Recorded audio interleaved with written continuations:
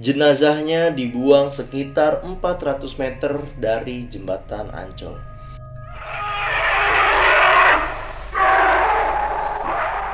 Assalamualaikum warahmatullahi wabarakatuh. Hello guys, selamat datang lagi di channel YouTube gue.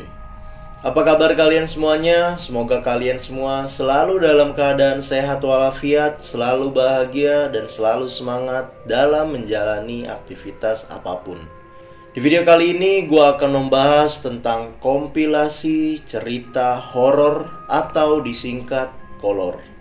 Jadi di segmen kolor ini, buat yang belum tahu, gue akan menceritakan cerita-cerita atau mitos-mitos yang berkembang di masyarakat tentang berbagai macam cerita atau berbagai macam kisah horor yang ada di berbagai daerah.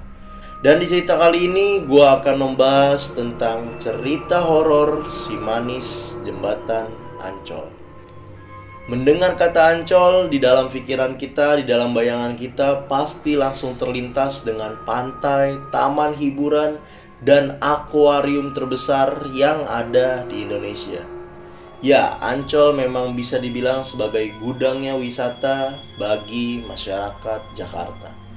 Namun di tengah popularitas Ancol, ada sebuah urban legend yang berkembang sejak tahun 90-an tentang si manis jembatan Ancol.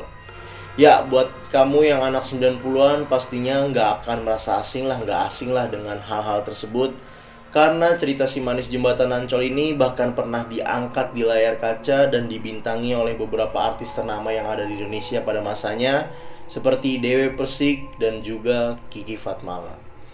Sebelum kita bahas lebih lanjut tentang cerita horor si manis jembatan Ancol, jangan lupa like, komen, dan subscribe dulu channel ini untuk menunjukkan dukungan kalian terhadap channel ini dan agar channel ini semakin berkembang. Gue hitung sampai 3 untuk kalian semua subscribe channel ini. 1, 2, 3. Ya, terima kasih yang udah subscribe channel ini. Sekarang kita masuk ke dalam pembahasannya.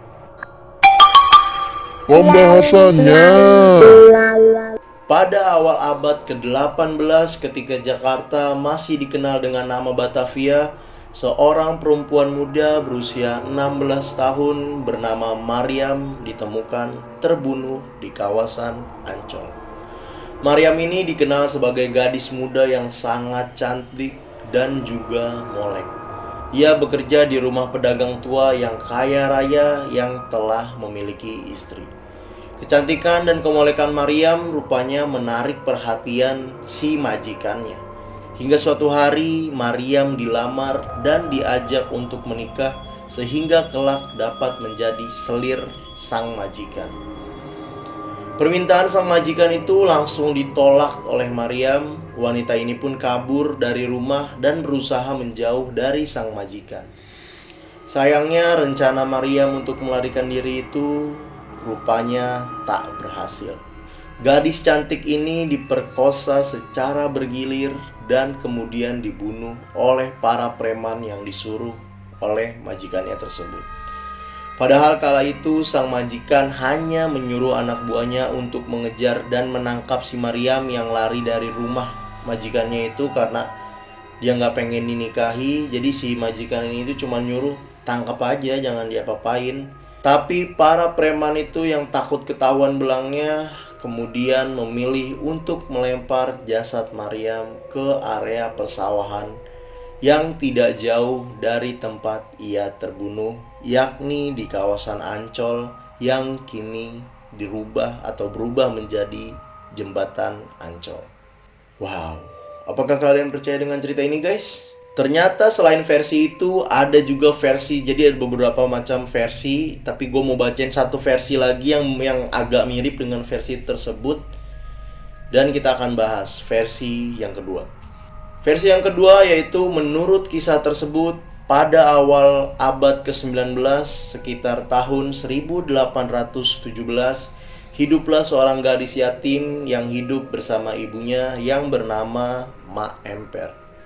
Mak Emper dan anaknya Siti Ariyah tinggal di suatu pavilion milik seorang juragan kaya. Ketika Siti Ariyah menyentuh usia 16 tahun, sang juragan pemilik rumah rupanya jatuh hati kepada Siti Arya. Ia berniat untuk menikahi Siti Arya dan menjadikannya sebagai selir. Arya yang menolak permintaan sang majikannya kemudian melarikan diri. Seperti kata pepatah, keluar dari lubang singa masuk lubang buaya, begitulah nasib yang menimpa Siti Arya. Bukannya mendapat pencerahan, Siti Arya malah bertemu Oi Tambahsia, pedagang tembakau keturunan Tionghoa di Batavia yang berasal dari Pekalongan.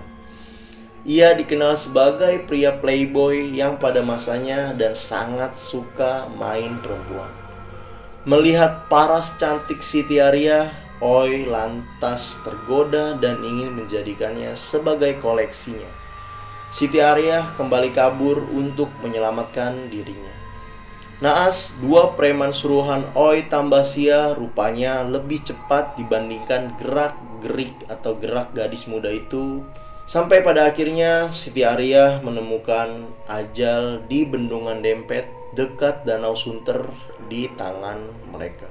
Jenazahnya dibuang sekitar 400 meter dari jembatan Ancol. Berbeda dengan kisah sebelumnya, Siti Arya meninggal karena membela harga dirinya. Ia meninggal tanpa diperkosa oleh para pembunuhnya, dan kabarnya hantu wanita yang biasa ditemui di kawasan inilah yang kemudian populer dikenal sebagai si manis jembatan Ancol. Konon, si manis jembatan Ancol ini menjadi arwah yang gentayangan karena ingin memberitahukan keberadaannya pada sang ibu. Sementara Oi Tambahsia akhirnya meninggal dengan cara digantung oleh Belanda di Taman Fathahillah, Jakarta Utara. Ia dihukum gantung karena ketahuan memiliki banyak kasus pembunuhan dan salah satunya adalah membunuh ipar kandungnya.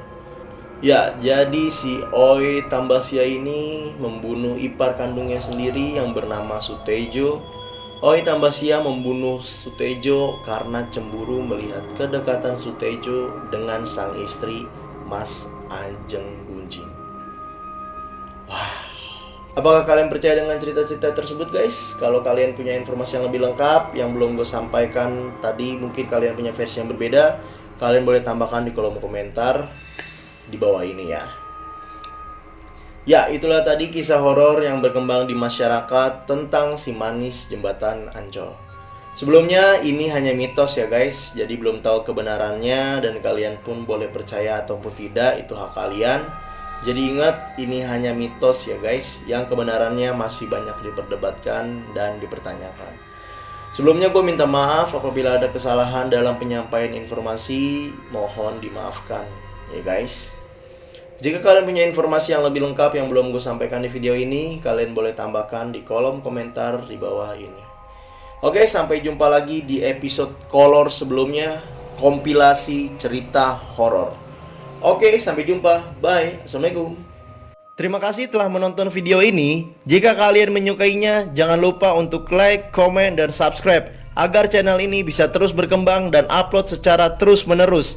Jika ada kritik dan saran, kalian boleh tambahkan di kolom komentar. Karena kritik dan saran dari kalian sangat-sangat kami butuhkan agar channel ini menjadi lebih baik dan terus berkembang. Terima kasih.